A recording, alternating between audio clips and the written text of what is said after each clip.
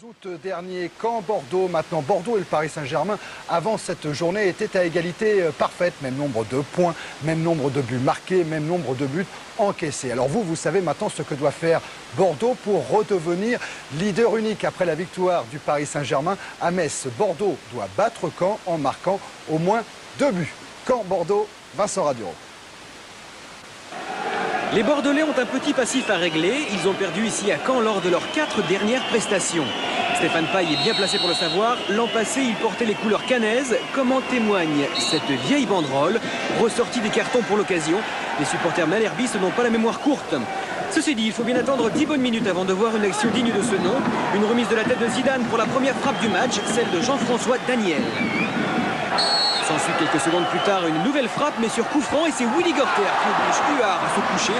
Gorter qui profite de la blessure de Dédevant pour retrouver son rôle de chef d'orchestre au Stade Malherbe. Les Bordelais deviennent de plus en plus incisifs, et c'est ainsi que Stéphane Paille peut servir Laurent Crossi tout seul au point de pénalty. Crossi manque complètement sa reprise et l'occasion s'envole. Le numéro 2 des Girondins retourne vite à son poste d'arrière gauche. Les Canets, eux, vont devenir dangereux sur le côté droit de la défense bordelaise. Regardez Huisman et Rouissy se battre comme de beaux diables pour conserver ce ballon. Ils y parviennent à l'arracher et Fawzi Rouissy peut centrer pour Benoît Koé qui prend son temps, mais cela ne porte pas ses fruits.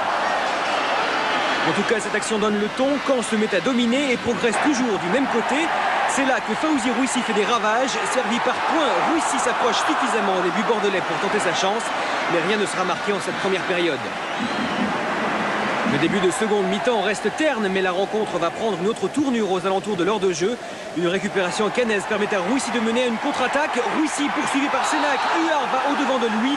Le choc est violent, le stade hurle et M. Ramos siffle. Il siffle un penalty pour une faute de Huard sur Rouissy. Les ralentis nous en disent un peu plus. On y voit que le gardien bordelais manque le ballon et vient involontairement buter sur Rouissy qui en perd sa chaussure. Alors faute ou pas faute, en tout cas Huard reste complètement sonné. Il lui faut de très longues secondes pour récupérer.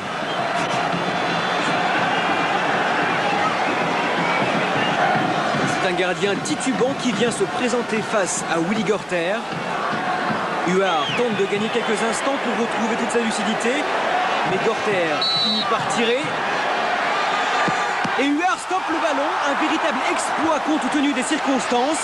Gaëtan Huard sauve son équipe. Mais le stade Malherbe de Caen a pris l'ascendant. Les contres se multiplient devant les buts bordelais. Nouma sert Rouissy qui tarde un peu trop et finit par échouer. Puis c'est Germain qui relance le contre. Gorter remise pour Nouma qui frappe et marque le premier but de la rencontre après une demi-heure de jeu en seconde période. Les Canets concrétisent enfin leur nette domination face à des Bordelais qui, pour une fois, montrent quelques faiblesses en défense. C'est le 3e but cette saison pour Pascal Nouma et ce sera en fait le seul du match. Comme lors de ses 4 derniers déplacements à Caen, Bordeaux s'incline face au Stade Malherbe. Des Canets qui avaient bien besoin de cette victoire face au leader pour effacer la lourde défaite de Saint-Etienne. Et coup de chapeau à Pascal Nouma, déjà buteur avec l'équipe de France Espoir. Une équipe de France Espoir entraînée par Raymond Domenech et qui s'est qualifiée après une victoire contre Israël, qui s'est qualifiée pour les quarts de finale du championnat d'Europe.